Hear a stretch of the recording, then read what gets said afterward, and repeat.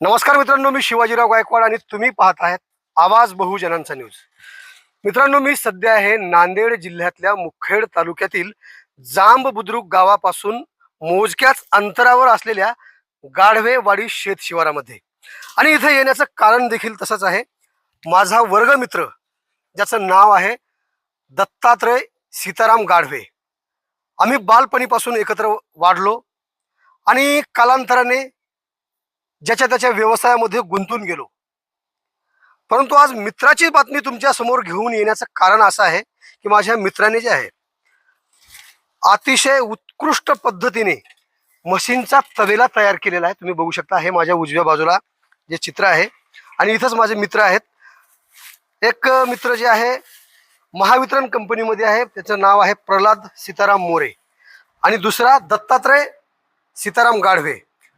आणि इथं सहज भेटण्यासाठी आल्यानंतर या म्हशीकडे बघून मला असं वाटलं की माझ्या मित्राने केलेली आजपर्यंतची मेहनत जी आहे ती तुमच्यापर्यंत पोहोचवावी.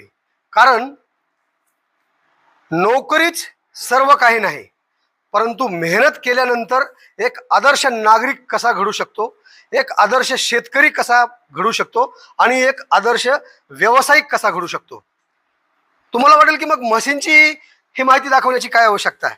परंतु म्हशी कशा आहेत, वेगवेगळ्या जातींच्या म्हशी, त्या किती किमतीच्या आहेत, कशा पद्धतीने त्या म्हशींचं त्यानं लालन पालन केलंय आणि कसा त्याने व्यवसाय थाटलाय, दोघांनाही मित्रांनाही मी बोलवणार आहे. या मित्रांनो, आपण सविस्तरपणे अशी या म्हशींची माहिती घेऊया. तुम्हा दोघांचं मी आवाज बहुजनांचा या चॅनलमध्ये दोघांचे स्वागत आहे. अगोदर मी दोघांचाही परिचय करून देतो. हा माझा मित्र प्रल्हाद सीताराम मोरे, महावितरणमध्ये आता सध्या आहे. परंतु आज एका मित्राला आम्ही भेटायला आलो. काही दिवसावर आमचं गेट टुगेदर होणार आहे आणि त्या अनुषंगाने दत्ताला प्रत्यक्षात येऊन भेटावं, बोलावं, दत्ताचा काय व्यवसाय सुरू आहे हे जाणून घ्यावं म्हणून मी आलो. दत्ता, मला सांग, किती म्हशी आहे ती तुझ्याकडे? माझ्याकडे 14 म्हशी आहेत. बरं, असं आहे मित्रा, म्हणजे आम्हाला इकडचं या मशीनच्या समोर दाखवता येईल. हां, असं आहे. हां, करेक्ट. इथं थांब, इथं तू तिथं थांब. हां, ही म्हैस जी आहे, ठीक आहे, प्रल्हाद ये ना, असं तू पण ये की. ही म्हैस जी आहे ही कोणत्या जातीची आहे? ही म्हैस ही मुर्रा जातीची आहे. बरं, मुरा जातीचं काय वैशिष्ट्य काय आहे या म्हशीचं? वैशिष्ट्य म्हणजे तिने दूध व्यवस्थित देते, दुधासाठी चांगली आहे. बरं, आणि बरं, ती लवकर पण मादावर येते. बरं. आणि मादावर आल्याच्या नंतर 7 ते 8 महिने दूध देते. 8 महिने दूध देते. बरं, मुरा जातीच्या एकूण म्हशी किती आहेत तुझ्याकडे? माझ्याकडे एक 4 ते 5 म्हशी मुर्रा जातीच्या आहेत. 5 म्हशी आहेत. बरं, मग आता ह्यांचं खाद्य कशा पद्धतीने ह्यांना तू घालतोस, काय आहे त्याचं खाद्य? खाद्य त्याला ज्वारीचे पीठ, हम्म. मका, बर चुन्ने, बर सरके हां, हे संपूर्ण मिक्स करून देतो. बर बर बर बर आता ह्याची निगा राखण्यासाठी किती माणसाचा तुमचा संच आहे? काय निगा राखण्यासाठी आम्ही दोघंच आहोत बर आणि आमची पत्नी. बर, म्हणजे 3 जण. हो, तिघं. बर. आणि मोठा असा हे जे तबेला जे केलेला आहे, एकूण किती खर्च केला यासाठी? हे पत्र्याचं शेड वगैरे ह्याच्यासाठी 7 लाख खर्च केला आहे. 7 ते 8. लाख, 7 ते 8 लाख रुपये. हो. बर. आणि मग दुसऱ्या कोणत्या जातीच्या आहेत आणखी म्हशी? पुन्हा जाफर जातीचे आहेत 4. जाफर, हो. म्हणजे त्याला जाफराबादी असा शब्द आहे का?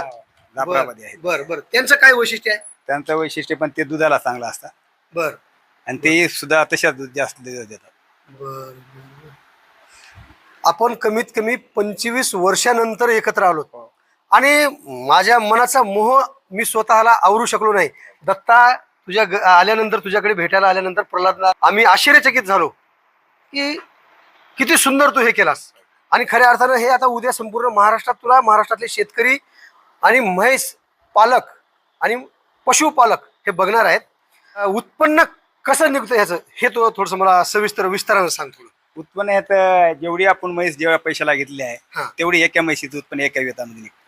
एकाच वेतामध्ये त्याचं निघते. व्यवस्थित घेतल्याच्यानंतर. अंदाजे एका म्हशीची किंमत काय आहे ह्या? अंदाजे एका म्हशीची किंमत हिची 1,40,000 ते 25,000 आहे. बरं बरं बरं, आसपास 1.5 लाखाच्या आसपास ही किमतीची म्हशी आहेत. बर, मग याला चारा पाणी करण्यासाठी बाहेर कधी मोकळ्या ह्याच्यामध्ये रानामध्ये सोडतो त्यांना? नाही, मोकळ्या जागेत नाही, नाही. जाग्यावर.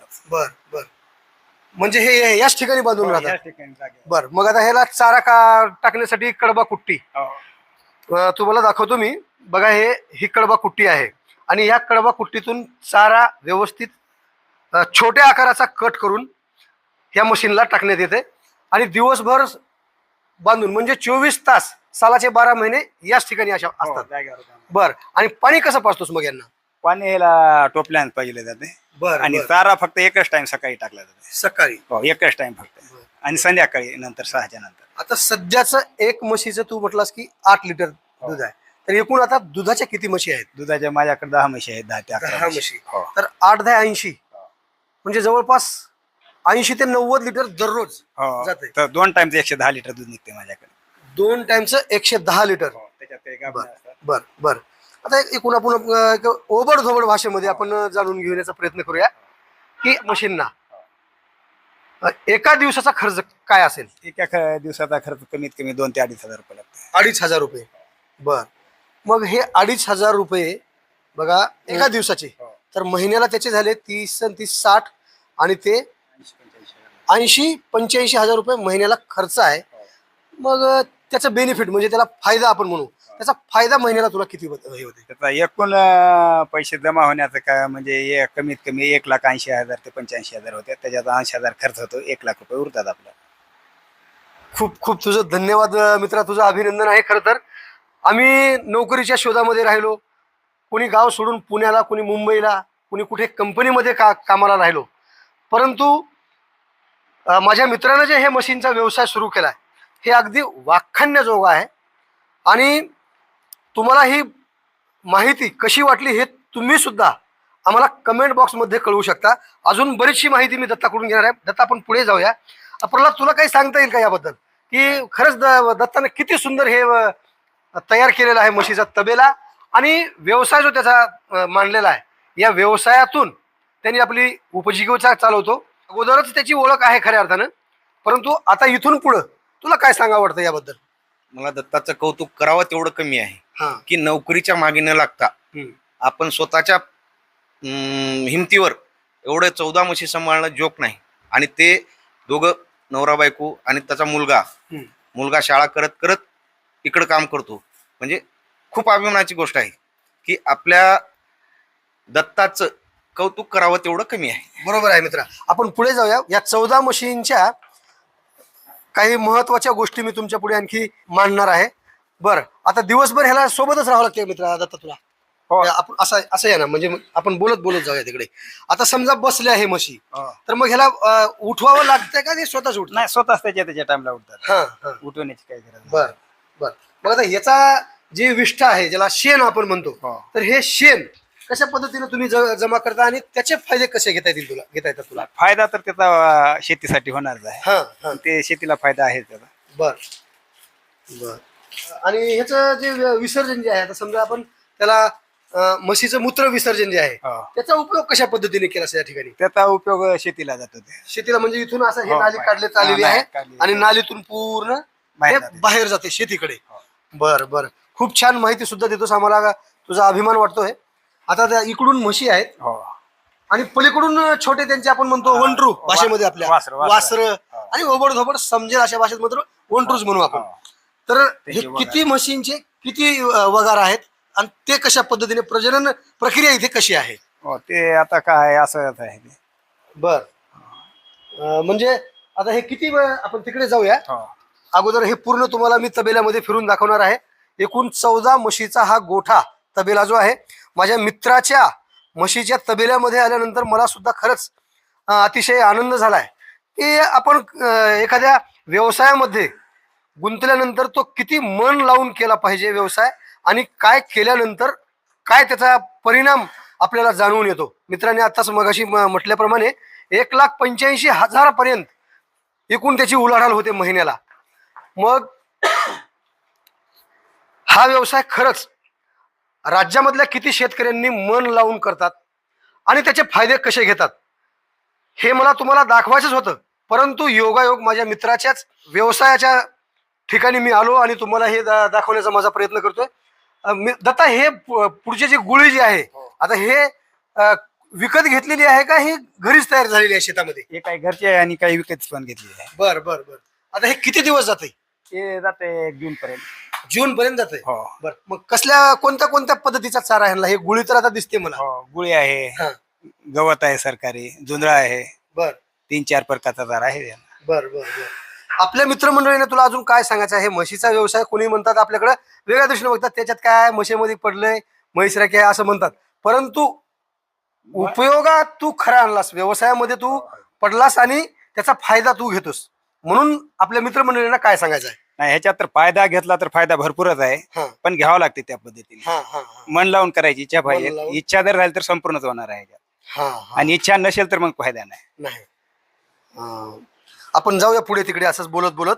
पलीकडून मी तुम्हाला आता या मशीनचे जे छोटे वासरं आहेत, जे वगारी आहेत, ते सुद्धा मी दाखवण्याचा तुम्हाला प्रयत्न करणार आहे. आणि 7 ते 8 लाख रुपयांचा खर्च करून दत्ताने हे असा तबेला बनवलेला आहे. अगदी मजबूत पद्धतीच्या ह्या भिंती उभा केलेल्या आहेत आणि पूर्ण चाऱ्याची याच ठिकाणी सोय. या ठिकाणी आता हे बघा, कुत्रे सुद्धा आहेत पाळलेले. म्हणजे का याचा उपयोग करता येईल की आपण समजा रात्री झोपल्यानंतर अतिशय हुशार आणि प्रामाणिक प्राणी म्हणून त्याची ओळख आहे. ते वरचे बसलेलं ते छोटं जे पांढरं जे कुत्र्याचं पिल्लू आहे ते कोणत्या जातीचं आहे? पॉमिलियन जातीत आहे ते. हा, पॉमेलियन जातीचं आहे.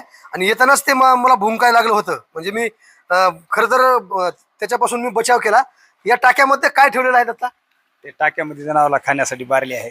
बर बर. काय त्याचं नाव? बारली. बारले. हो, आणि ते दुधासाठी उपयोगी आहे आणि चांगल्या पद्धतीने दूध देतात. बर बर बर. हा, बारले दाखवतोय. पूर्ण झूम करता येईल तर बघ तुला, आणि पूर्ण दाखव. बर, आता आपण ह्या पार्ट मध्ये आलो आहे. पलीकडे डाव्या बाजूला सोय केलेली आहे मशीनची आणि अलीकडे आता हे वगारी आहेत. आता हे किती महिन्याचं आहे? हा 2 महिन्याचा आहे. बर 2 महिन्याची, 1.5 बर. महिन्याची काय आहे. कोण नर आहे का मादी आहे? पूर्ण मादी आहे. हे मादी आहे का? हो. बर, एकूण मादी किती आहेत? मादीच्या 5 आहेत. 5 मादी. हो. बर. आणि एक नर थोडा छोटा मोठा आहे. तो समोरचा. हो, ते बर. मोठा आहे. म्हणजे ते आता आपल्या भाषेमध्ये त्याला हो. रेडा म्हणता येईल किंवा रेडा आहे. किंवा हल्या म्हणतो आपण. हो. बरोबर. त्याचा उपयोग प्रजननासाठी आता इथून पुढे होणार का?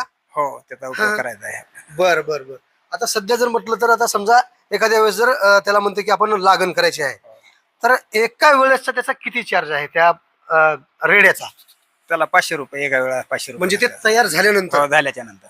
बर. म्हणजे आता ते तुला इन्कम देण्यासाठी अजून तो तयार नाही. तयार होणार आहे. किती दिवसामध्ये तयार होणार आहे ते? ते अजून 1 वर्ष लागणार आहे. बर बर. एका वर्षानंतर मग त्याच्यापासून प्रजनन प्रक्रिया सुरू होईल. सुरू होणार आहे. बर. मला एक आणखी एक प्रश्न पडलाय. सगळ्या म्हशी इकडे आहेत हो. आणि एक म्हैस इकडे दिसते, हो. मग हिला इकडे का? तिचं कारण म्हणजे तिने थोडं कोब्यावर बसण्यासाठी थोडी हे करायला. अच्छा अच्छा. म्हणजे खाली जे आहे, पाय निष्ठासाठी. इकडे जे आहे हे माती आहे, म्हणजे इकडे कोबा करण्यात आला नाही, आणि तिकडे मशीनच्या खाली जे आहे ते कोबा करण्यात आला. म्हणजे त्यांचा पाय वगैरे घसरत नाही का त्याच्यावरून? नाही, त्याचा पाय घसरत नाही. तेवढा काही प्लेन झालेला नाही. ते त्या पद्धतीनेच केलेला आहे म्हणून पाय घसरत नाही. बर बर.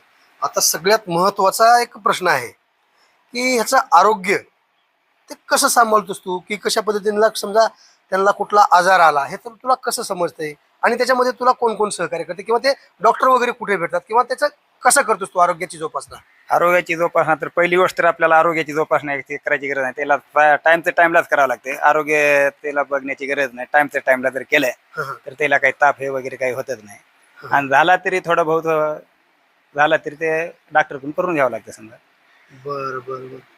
म्हणजे ते कसं समजायचं? आता एखाद्या म्हशीला जर समजा ताप आला तर त्या म्हशीचा ताप आपण कसं ओळखायचं? नाही, ते आपोआपच ओळख येणार. तिनं खाण्याच्या ह्याच्यावरून, हा. त्याच्या नाकावर घाम, हा, अशा नाकावर पद्धती- घाम येतो. हो. बरोबर. तिला जर ताप आली समजा तर तसे नाकावर घामच राहणार नाही. कोरडं नाक होते. बर बर बर बर.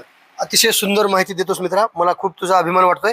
आता हे लहान लहान वगारे जे आहेत झोप घेत आहेत, त्यांचं पोट भरलेलं आहे असं माझा अंदाज आहे, आणि पाठीमागे हे गुळीचा ढीग त्यांनी लावलेला आहे. एकूण शेत किती आहे तुझं? शेत माझ्याकडे 3 एकर आहे. बर. 3 एकर मध्ये आता सध्या काय पीक आहे? पीक जुंधळा बर आहे.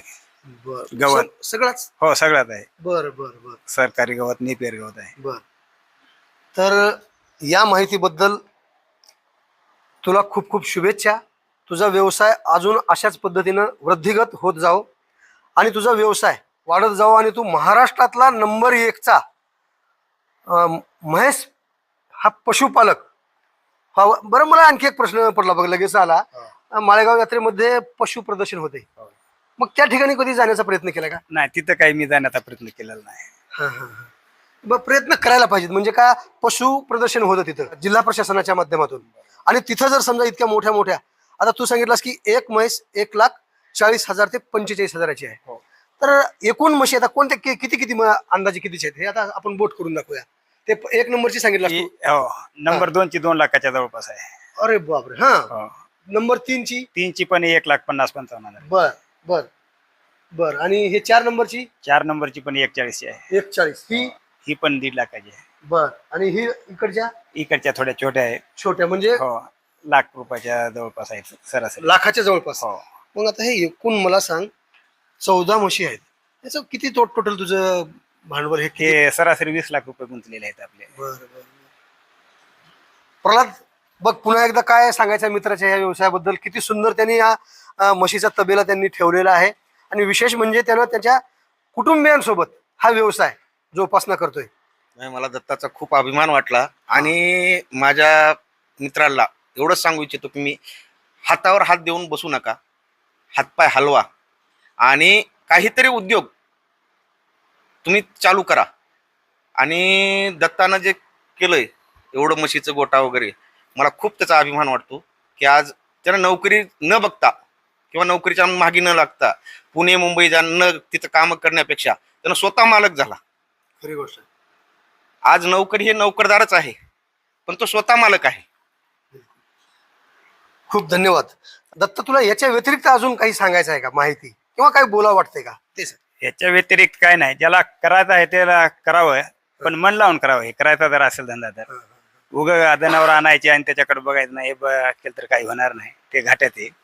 स्वतः करणारा पाहिजे तर ते फायदा होणार आहे, आणि ते नक्कीच फायदा होते. स्वतः जर करणारा असाल तर त्याच्यात फायदा आहे, आणि नोकरदाराच्या ह्याच्यावर जर केला तर त्याच्यात काही फायदा होणार नाही.